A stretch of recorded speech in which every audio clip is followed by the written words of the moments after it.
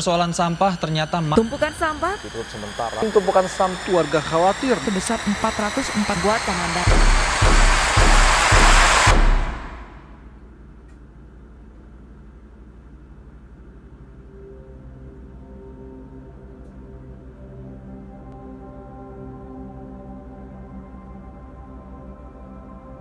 Permasalahan sampah merupakan salah satu tantangan utama yang dihadapi oleh dunia modern saat ini. Dengan pertumbuhan populasi yang cepat, urbanisasi yang masif, dan gaya hidup yang konsumtif, volume sampah yang dihasilkan terus meningkat secara signifikan. Salah satunya negara Suriname.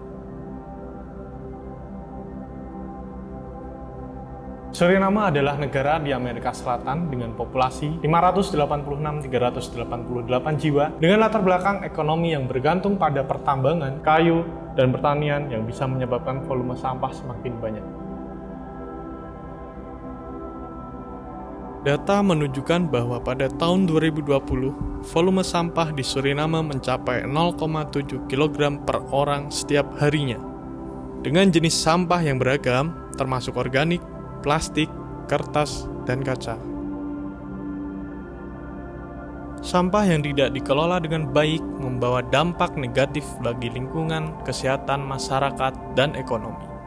Pencemaran air dan tanah, pencemaran udara, dan banjir menjadi ancaman serius bagi kelestarian alam, kesehatan masyarakat, dan ketahanan ekonomi. Lalu, kenapa semua itu bisa terjadi?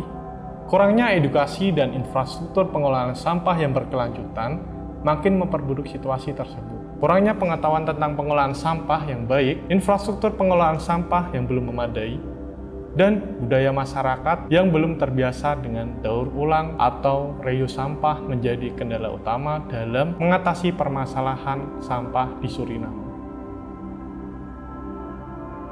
Saya Kama Pangestu dari Universitas Wahid Hasyim Semarang menghadirkan solusi rumah singgah ramah sampah untuk menjawab permasalahan tersebut dengan gagasan inovasi, edukasi, dan pengelolaan sampah untuk mewujudkan ekonomi sirkular yang berkelanjutan.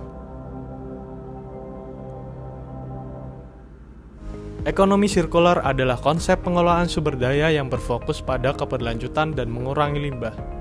Dengan prinsip mengurangi bahan baku, lalu menggunakan kembali produk dan material yang masih dapat dipergunakan, kemudian didaur ulang menjadi barang baru yang bernilai jual. Bagaimana rumah singgah ramah sampah bekerja? Pertama, edukasi. Rumah singgah ramah sampah memberikan edukasi kepada masyarakat tentang pentingnya pengolahan sampah yang baik dan benar. Lalu yang kedua, adanya kegiatan pengolahan sampah. Sampah yang terkumpul ini kemudian dipilah dan diolah menjadi produk yang bermanfaat seperti pupuk kompos, ekobrik, ekoenzim, dan produk daur ulang lainnya. Lalu yang ketiga, adanya kegiatan ekonomi sirkular. Produk-produk hasil dari daur ulang ini dijual kembali sehingga menciptakan ekonomi sirkular yang berkelanjutan. Manfaat dari rumah singgah ramah sampah, pertama meningkatkan kualitas lingkungan hidup dan kesehatan masyarakat di Suriname. Kedua, mengurangi ketergantungan pada tempat pembuangan akhir atau yang dinamakan TPA. Lalu yang ketiga, mendorong pertumbuhan ekonomi lokal melalui penciptaan lapangan kerja baru dan pengembangan usaha daur ulang. Lalu yang terakhir, tentunya mendukung pencapaian SDGs di Suriname, poin 11, poin 12, dan poin 13.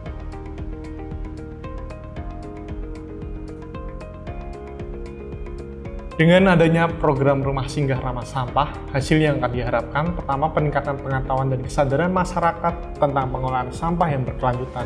Kedua, pengurangan volume sampah yang dibuang ke tempat pembuangan akhir atau TPA. Ketiga, peningkatan daur ulang dan reuse sampah. Dan yang terakhir, keempat, terciptanya lapangan kerja baru bagi masyarakat sekitar di daerah Suriname. Mari kita bersama-sama menciptakan perubahan positif bagi Suriname melalui rumah singgah ramah sampah.